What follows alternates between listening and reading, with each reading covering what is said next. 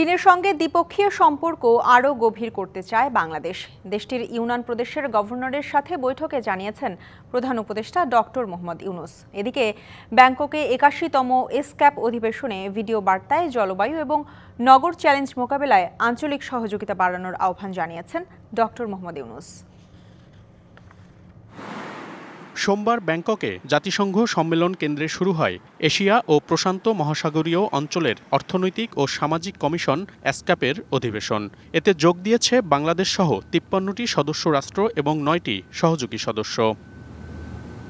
উদ্বোধনী অধিবেশনে ভিডিও বার্তায় ডক্টর মোহাম্মদ ইউনুস অন্তর্ভুক্তিমূলক এবং জলবায়ু সহনশীল নগর উন্নয়নের প্রতি বাংলাদেশের প্রতিশ্রুতি তুলে ধরেন।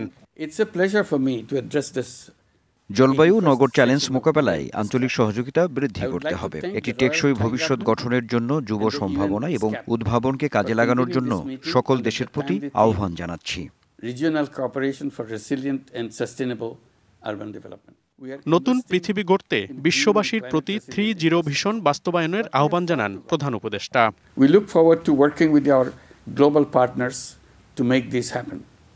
At the heart of our vision is the 3-0 vision. Zero wealth concentration to end poverty, zero unemployment by unleashing entrepreneurship in all, and zero net carbon emissions.